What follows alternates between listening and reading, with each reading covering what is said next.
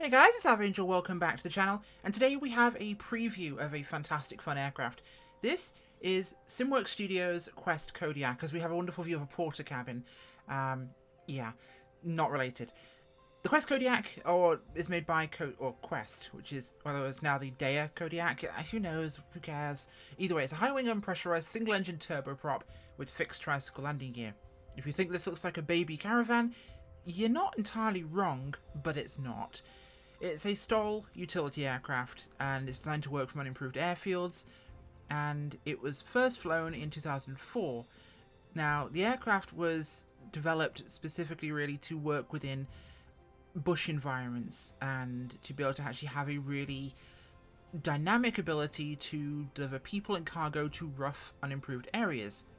Now, the aircraft's entire design is aluminium, and it's been doing regional things as well. It's weird, but the aircraft itself has a crew of one, so you can probably have a single pilot and carry 9 passengers, and it has a power plant of a Pratt & Whitney PT6A 34 turboprop with 750 shaft horsepower.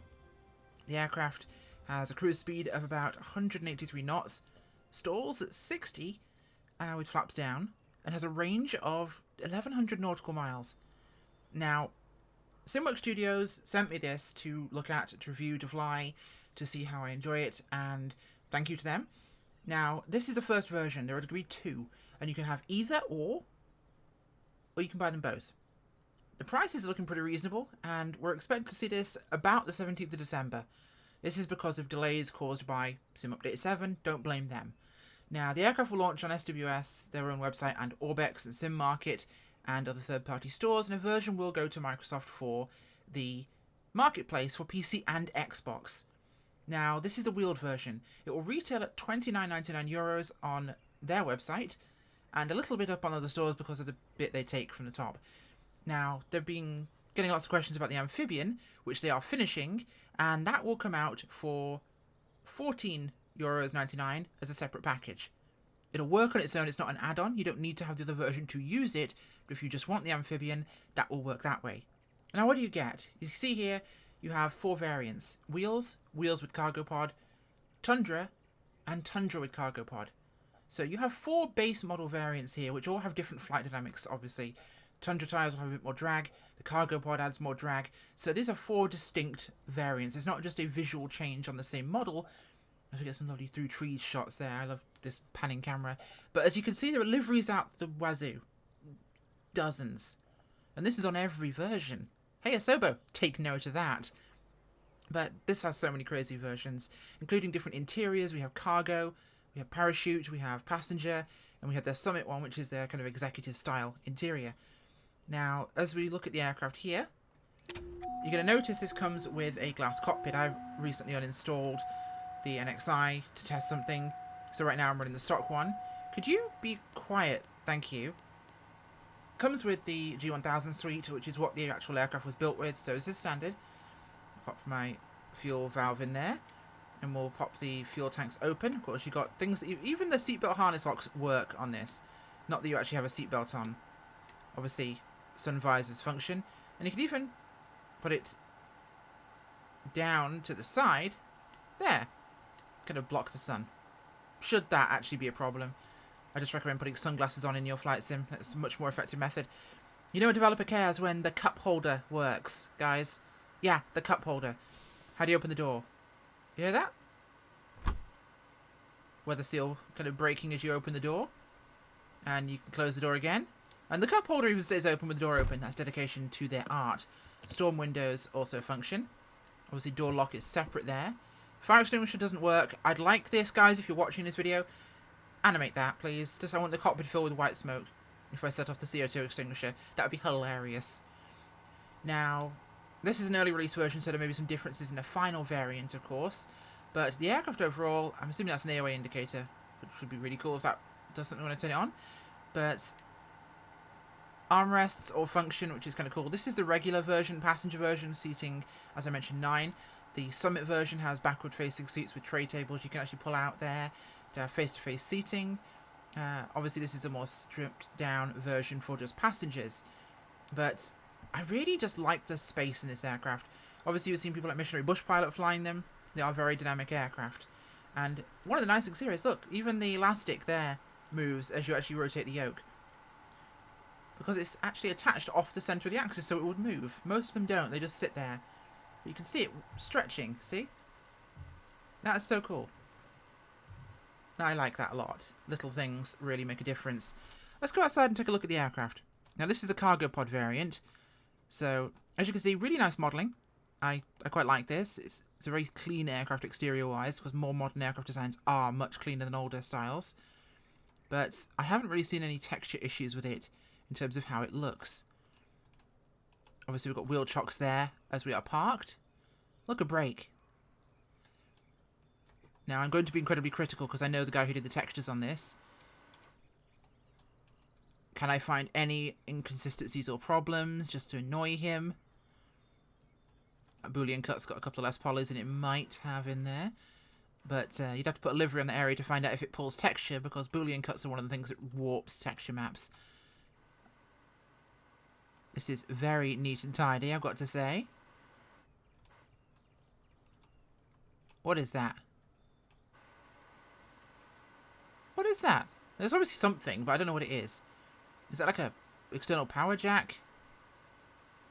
I don't know what you do. Is it on this door? It is on that door. Oh, is it a light? It might be a light. I think that's a light. So let's pop the door, shall we? I can't do it from outside. However, I can go inside if the camera's willing to stop and actually let me... There we go. I can open the two latches and open the doors from the inside in the drone camera. I love that ability. Now, obviously, these seats don't do anything, of course, but you now have a fully open passenger door there. Now, you can close the bottom half and fly with the top open, but that's a bit weird, so let's not do that. Now, you have to look down and actually see the steps to do so. You can't close the top before the bottom. I have tried. Nah. Angles. There we go. Let's close you. Latch these. There, drone camera. Stop being so weird. So the interior is very nicely done. The aircraft is a lot narrower than a Caravan and a lot smaller. Obviously, it's 2x2 rather than the 3 across you get in a Caravan. And that just has more room for seating. But this is well done, I've got to say. That font is even quite good, even at close range. Ooh, this is going to be annoying if I go down here. The footwell. Even 3D detailing there from the bear claws. I like the bear claws. Alaskan heritage going on there with the Kodiak, of course. Okay, so the plane looks good. How does she fly? Let's take a look, shall we? So startup like a turboprop is relatively simple. I'm going to make sure my throttle and my prop are idled back. I'm going to make sure my condition is set to off. My fuel is on. Pumps are going on. The click spots are a little bit finicky at times, especially when you're moving in the air. And never mind trying to do it with head tracking on. That can get really messy with that. Oh, we have oxygen.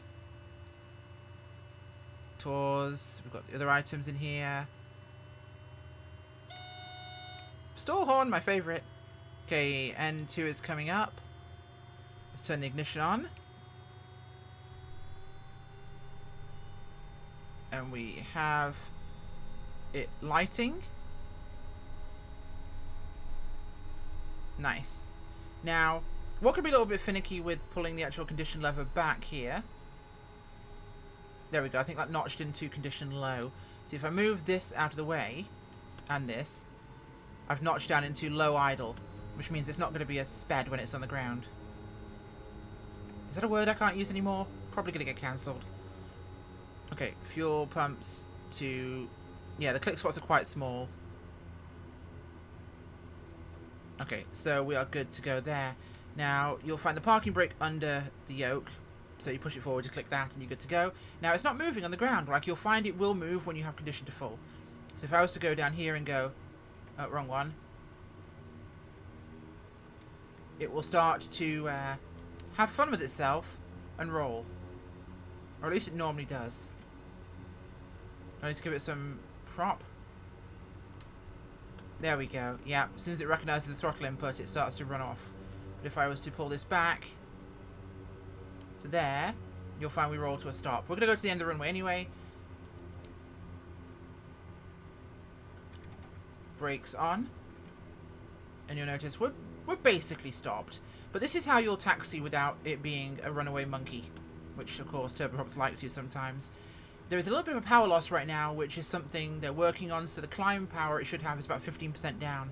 That's because it's a Sim Update 7 bug that should be iced out before release. So let's get ourselves down to the runway here. We'll take off here, and we are at Quatam River, which is a logging camp. We're going to fly over to Moe Creek, which is a gnarly little bush strip, because Alex made some sort of noise, one of the guys with SWS, about being able to land in under 400 feet. So we're going to have some fun, and we're going to do some short landing, because I like a good challenge. Especially short landing challenges. Those are fun. So this is a very narrow runway here at Quatam River, but it's not too bad. Power back and just nice, gentle taxiing. It's quite bouncy, but it's also quite a small aircraft, and the center of gravity is quite high, so on rougher ground it's going to be a bit more interesting. Let's get ourselves down here. No problemo. We'll turn around. We don't actually need this much runway. We're basically fine. Okay, let's turn her around here. You want to make sure you slow down before you turn, otherwise the plane will get spicy with you, and it won't be a pleasant trip. Let's let it turn around here. I need to build some speed because I'd stopped rolling. And I'm trying to turn around in a very tight circle here because we haven't got a lot of room, as you can tell. Okay, condition to full. Flaps first notch. Prop full forward. In fact, I'm going to take off below full power here for an easier takeoff without as much torque. We've got plenty of room still. We'll be more than fine. Power's coming up. And as we roll through here, we're clear for pull. Whoa, hello. Little spicy, but we'll let her gain some airspeed and some altitude. We'll pull the flaps in. We're returning to the right here, so we'll just let it build some power up and just reduce our angle of attack. You can see there the indicator on the screen. I don't know if that's actually meant to be an angle of attack indicator, but it does flash with dots. So, who knows. Not an expert on the Kodiak, but I do like my bush planes. So the aircraft's handling is, as you'd imagine, placid. It's a bigger aircraft, but it has a very powerful engine, so it will get up and go, and you can exceed angle of attack and get into a sticky situation with it. So that is something to definitely note. It does, of course, come equipped with autopilot functionality, and it does, of course, have the usual navigation suite expected with the G1000. It works flawlessly with the NXI G1000 setup, so you're good to go in that regard. The aircraft is perfectly functional. Of course, we have our backup. I love the sounds in here. Can you hear this when I'm flicking on the trim? You can hear the motors actuating the servos. That is so cool. Listen to the flaps. Shouldn't be doing this at this speed. Obviously, you're inside the aircraft. You will hear those mechanical sounds and those motors doing these things when you have obviously battery-operated flaps. Do we get sound? Now, doors opening. Yep, an actual natural wind sound. I can do this, but I can't actually open the door when I'm in flight because it's against the wind flow. It really wouldn't work. Let's have a cup holder. Seal that again. We want our cup holder because I'm going to have a cup of tea while I'm flying this plane. Because this thing is gentle. It's so, so gentle. And flight performance is really, really, really nice. Now, obviously, people talk about add-ons to these various third-party add-ons. In this case, the Amphibian being a separate product. With the depth involved in this one alone, I don't think this is a problem. For a €30 ballpark for the 4 variants of a... You could say, oh, but it's only 4 slight changes to one aircraft. Kinda, but it's also 4 complete flight models. Because you're dealing with different drag performance, different handling on the ground, different positions. So having a Tundra-tied version with and without cargo pod is still a big difference in how it flies. Obviously, it will be slower than the straight wheels with no pod. You got to expect that. Now, this is slightly faster than the Caravan, but it is slightly smaller, so again, to be expected. And you also have to remember when you're flying with the cargo pod, it's a big lump under the aircraft, so it's going to change its behaviour somewhat. Now, Moe Creek is straight ahead of us here, and it's a tiny little dirt strip. It's essentially a logging road, someone made a bit wider. I think a fat guy drove down it. But it makes for a cracking runway. And it is actually a runway, technically. You can get that from flightsim.to. I'll provide a link for that and Quatam River in the description. Both fantastic little strips. I love flying around British Columbia. The beautiful lakes and places here. So let's pull our power back here and prepare ourselves for approach. I know where I'm going, so I don't need to make a second approach for this. Bring the aircraft round, and she responds very, very lightly. Honestly, its handling is light and feathery. It really doesn't have too much power. Now, I'm still one that's getting used to turboprop bush planes because I'm used to being able to work my throttle a lot when I'm actually flying, and especially landing. It's something I'm used to. Now, I have to be a lot more predictive and prepared with a turboprop because of the lag you then get. There's the airport we're going to, right here. Now, I'm not using my head tracking for this because obviously some of the switches are a little bit finicky to reach, but I kind of like reviewing them without it because I think it gives a clearer picture without me constantly looking around and glancing. So there's the strip. Pull our power back a little bit more. Configure ourselves for landing once we hit the appropriate speed. Power to idle. It's quite slippery for an aircraft of this size. Something else I've noted. Where is it? Is that it? Yeah, there we are. Okay, first notch flaps. I think my eyes are being weird for me. I'm trying to remember the angle of the runway. I know it's straight from here, but it should be more straight than that. That looks a lot. That's because that's not it. I'm an idiot. I think I'm below it. Which is even more fun. Has it been that long since I've landed at Mo Creek? Holy granola. Where are you at? Oh, there you're at. Okay. We're circling around. I'm way too close for this approach. But, Alex muttered something about 400 feet, so let's see what we can do with this bad boy, shall we? It means I actually need to make a stabilized final approach. And obviously the aircraft really is dynamically able to just respond to what I'm asking it to do. I'm not feeling it's outside of its comfort limits here. Give a bit more power before I set up and deploy full flaps. So I'm going to see how she mushes when I do my high alpha approach. What happens if I do this? Okay, I get a stall horn as I expected, but I'm still trying to work out what that is on the front of my dash. If someone was... Okay. Is it Anglo attack? I think it's Anglo attack. It's just a weird Anglo attack. Yeah, it is Anglo attack. It's just slightly pale. Okay, so there's the runway. Got it. Okay, power back. Second stage flaps. Little bit of power on here. Okay. There she is. This might be a little bit longer than 400 feet. I'm going to have to see. You can just about see it off the nose there. We're still a little quick actually here, so let's keep the nose up. Get the aircraft to sink towards the runway for us.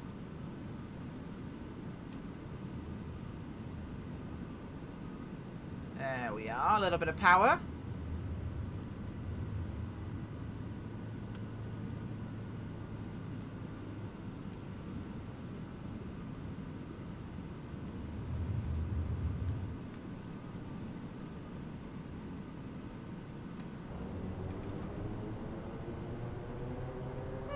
That'll do. That'll do. Now you want to make sure you actually don't keep reverse thrust on while this thing is parking, because you will tip it over. Let's notch that down a little bit. You'd be kind of gentle with the condition lever till it clicks to the left. Come on, are you gonna... No, too much. Okay, close enough. Parking brake on. So... yeah, don't think that was 400 feet, but it wasn't bad. Can I take off in this distance, though? That is the real question here. Full power. Flaps up, actually. Roll. Let's go. My parking brake on? My parking brake's on. Off we go. Flaps down. No, that's a no. That's not a great advert, is it? I do stupid things because I care. No, the aircraft is a fantastic plane. Let's get away from the bushes. This is embarrassing. I try and do daft things because my brain works in strange ways. As I'm parked in a tree. I don't even know where I'm going. Either way. Trees! Trees are nice. Nature is wonderful. Where are we? We're not far away. There we go. It's only a bush. See, it's a bush plane now. It's a real bush plane. You can barely see it because it's green. Now, outside of me joking and being daft, the SWS Kodiak is a fun plane. It's responsive, it looks good, and in terms of its flight handling, I'm willing to try and do stupid things with it because it is a very, very responsive aircraft. It will do what you ask of it, and it will do it well. Now, this is a full power, full thrust takeoff, which is not necessarily something you'd want to do. She gets a little torquey to the left when you go off at full power. Let's pull those back before I destroy the engine. And she'll climb out very, very aggressively. I love that. Absolutely love that. It's such a good handling aircraft. Obviously, 400 feet is a little bit difficult back there. We have tall trees on the approach, which makes things a lot more spicy, trying to judge your actual approach altitude and altitude. And it is a big plane. Either way, flaps up there. The aircraft looks great. The liveries that come with it are fantastic, and the sound set is actually really nice. Listen to that. Ooh, spicy turboprops.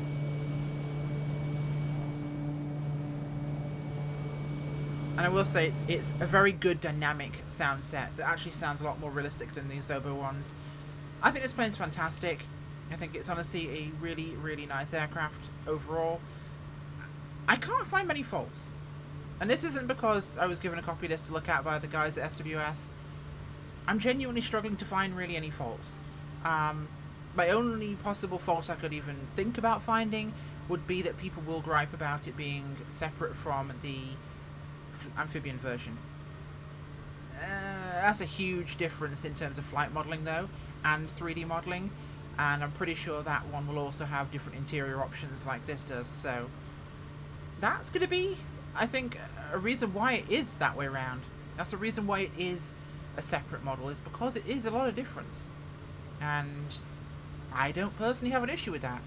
€45 total for basically 5 variants. Maybe 6 if you have a float one with and without the cargo pod. Yeah. I mean, that'd be an option, wouldn't it? That's not bad considering you're going to pay 45 for other add-ons in the recent market. People say that's too much. I think it depends what you get. And in terms of bang for your buck aircraft, and yes, the real aircraft only comes with a G1000. You get a great aircraft with multiple interiors, cup holders. I mean, come on.